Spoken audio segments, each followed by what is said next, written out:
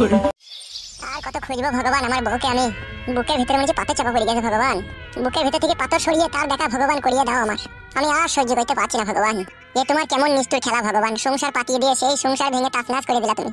সত্যি ভগবান তোমার কোনো তুলনা হয় না। যার জন্য ঘর বানাইলাম সে রইল না ঘরে, সেই ঘর উড়াইয়া নিল কাল বৈশাখের ঝড়ে। মনটাই আমার ছটফট করে।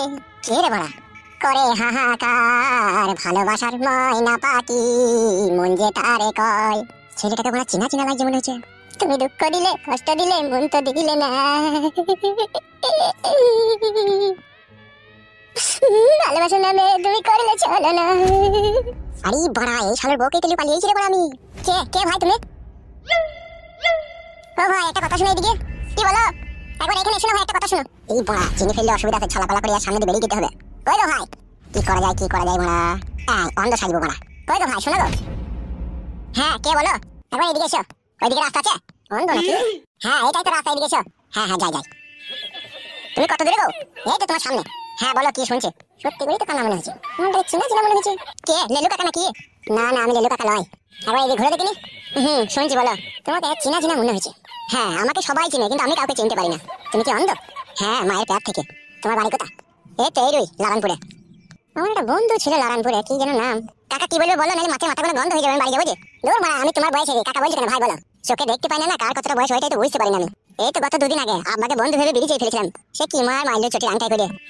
না চটি করে আমি তো দেখতে পাইনি না কিসে করে মেরেছে। চটির সাথে তো চটিও থাকে, আংটাও লাগানো থাকে। কোন দিকে মেরেছে, কোন আংটার দিকে মেরেছে, কোন ওইদিকে মেরেছে সেটা দেখতে পাইনি। সব বিয়ে শাদী করেছিলে তুমি? বাড়া ফুটে চিনতে পারবো আমি? তুমি কি করে জানলা ফুটে থেকে মেয়েদের? আমাদের টিনের ঘর তো, আমাদের ধ্বজার পেছনে একটা বৌদি মুখে ছট করে রাজ হয়, তখন আমি বুঝতে পারি যে ফুটে দিয়ে মাল বেরিয়েছে।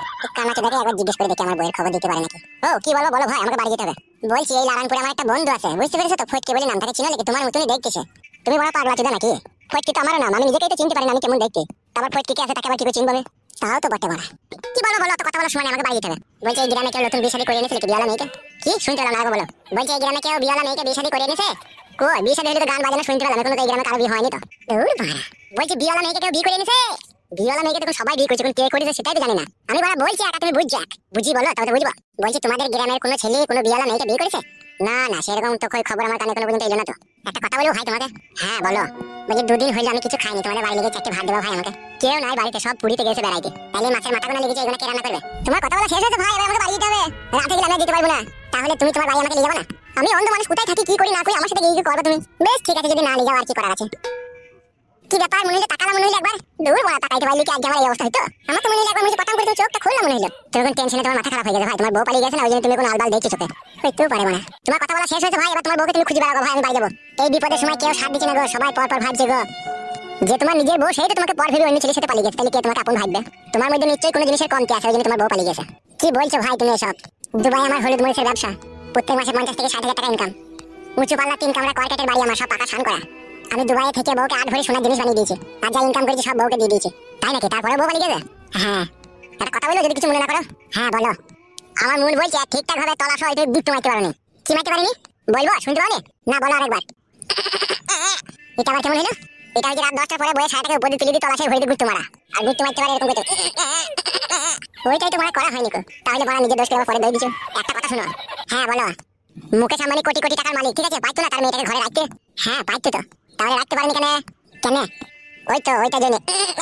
তাহলে বলতে চাইছো বউকে ভালো করে করতে পারেনি বলে পালিয়ে গেছে নাকি বউ? একদম 99% সত্যি। তাহলে মানে ওকে যে মনে প্রাণে ভালোবাসতাম, ভালোবাসার কোনো দাম নাই? ভালোবাসা নিয়ে ধীরে পানি খাবে, হেঁটে যদি কাজ না হয়? পালাচ্ছি ভাই, দেরি হয়ে গেছে। দাঁড়াও ভাই, তুমি দেখছো তোমার কথা শুনে বুকের ভিতরে কেমন একটা মুচড় দিয়ে দিল ভাই। মুচড় কি বলছো ভাই? তোমার বুকের হাড় কাটা গুঁড়ো হয়ে যাবে ভাই। মেয়েরা হচ্ছে সুখের পয়রা, যেখানে ওরা সুখ পাবে ঠিক আছে সেখানে ওরা উড়ে চলে যাবে, কেউ আটকাইতে পারবে না ওদিকে। তাতে তোমার খাতা যদি সোনার উপর দিয়ে বানানো থাকে না, আর ভিতরে যদি তুমি সব সময় ভালো মন্দ খাবার রেখে দাও তাও খাবে না। যে পয়রাগুলো খেতে পায় না, নোংরা গায়ে থাকে, খারাপ বাসাতে থাকে, সেই বাসাতেই চলে যাবে। তা মেয়েরা হচ্ছে এরকম ভাই। পিড়িতে মজুরি মন কিবা হারি কিবা ডোম, থাকলে ঝোলা চললে ভোলা। ভাতারের ফুল সাজার কথা ভুলে যাবে, বড় বড় হোটেলে লেগে চা খাওয়ানো ভাত খাওয়ানো সে সমস্ত কথা ভুলে যাবে। রাতের পর রাত বুকে মাথা রেখে রাত কেটেছে সেই সমস্ত কথা মেয়েরা ভুলে যাবে। শ্বশুর বাড়িতে বউ কত নিজের হাতে ভালো মন্দ খাবার এনে দিত সেসব কথা ভুলে যাবে। সত্যি ভাই তোমার কথাগুলোই সত্যি। এখন আছে বলো ভাই, আমার ঘর ছেড়ে যাওয়ার সময় তোমাকে ভুলেও বুঝতে দেবে না যে আমি ঘর ছেড়ে পালাবো। হ্যাঁ ভাই আমি বুঝতে পারিনি ভাই। এমনকি পালাবার 2-4 দিন আগে থেকে তোমার সাথে কথা বলা স্লো হয়ে যাবে। হ্যাঁ ভাই আমি 2-3 বার ফোন করেছিলাম, তুলে নিকে একবার ফোনটা তুলে দিয়ে দাঁড়া আমি চান করতে চাইলাম। সেই যে চান করতে গেলে কোনো ফিরে এলো না। হ্যাঁ ভাই শোনা ভাই আমার, হ্যাঁ তাহলে এখন আর কিছু করার নাই ভাই। তোমার কপালে তোমার বউ কলম দিয়ে দুঃখ লিখে দিয়ে গেছে, সেই দুঃখ তো অত সহজে মুছবে না ভাই। আবার মুছবে যদি আংবাং ভুং ভাং মেয়েদিকে যদি বিয়ে করতে পারে তাহলে আবার হয়তো হালকা কিছুটা মুছবে। আমার বউকে আমি ভুলতে পারবো না ভাই, ও আমার এই কলজির সাথে মিশে গেছে ভাই। আর যে তোমার বউকে লিখেছে তার আবার ফ্যাপসা গুড়দার সাথে মিশে গেছে যে ভাই। না এ হইতে পারে না ভাই, এ হইতে পারে না। সে যে আমার হৃদয়ের রাজকন্যা যে ভাই, সে যে আমার মনের কাছে ময়না পাখি ভাই, পুরুষ করে উড়ে পালিয়ে গেছে যে ভাই।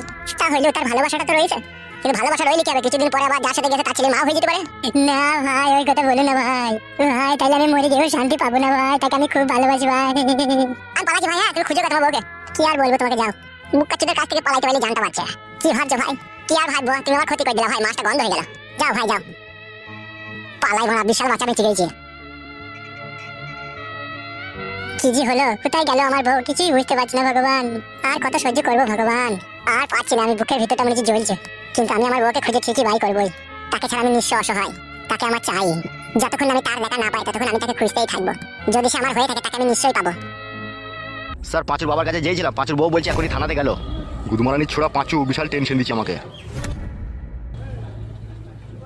আসুন আসুন এমএলএ সাহেব, আমি আপনার কথাই ভাবছিলাম।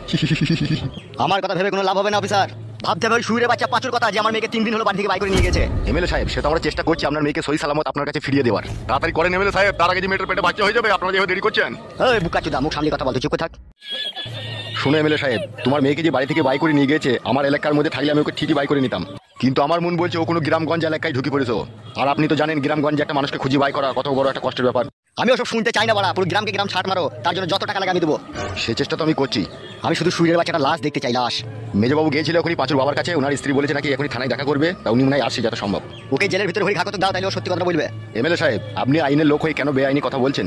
আমি যদি পাঁচুর বাবাকে বেআইনি ভাবে থানার ভিতরে ভরে যদি ঘাকতক দিই, তাহলে কালকে আনন্দবাজার পত্রিকা হেডলাইন আমার নামটাই ছাপা হবে। তখন আমি মিডিয়ার সামনে কি জবাব দেবো? ওরা যখন আমাকে এসে প্রশ্ন করবে যে ছেলে অন্যায় করেছে, বাবাকে কেন পিটানো হচ্ছে, তখন তো তার কোনো উত্তর দিতে পারবো না। আর উপর থেকে যদি সেরকম আমার কাছে চাপ আছে, তাহলে চাকরি বাকরি ছেড়ে দিয়ে আমাকে বিবি বাঁচিয়ে ফুটপাতে তিরপল টাঙিয়ে থাকতে হবে। এটা কেন আপনি ভাবছেন না? সবারই কথা ভাবতে ভাবতে আজকে আমার মেয়েটা যে কি অবস্থা হচ্ছে কি না হচ্ছে সেটা আমি বুঝতে পারছি। সবুরে মিয়া ফলে এমএলএ সাহেব একটু ধৈর্য রাখুন, আমার মতো লোক কেউ ধৈর্য ধরে থাকতে হচ্ছে। আপনি বাচ্চা ছেলের মতো কথা বলছেন কেন এমএলএ সাহেব? আপনি হয়তো জানেন না পৃথিবীর মধ্যে সবথেকে শক্তিশালী জিনিস হচ্ছে ভালোবাসা। তারা দুজন দুজনকে ভালোবেসেছে, আর ভালোবাসার পরে গিয়ে কোন গর্ত গিয়ে বাসা বেঁধেছে সেটাকেও তো খুঁজে বাই করতে হবে নাকি? তার জন্য সময় লাগবে এমএলএ সাহেব।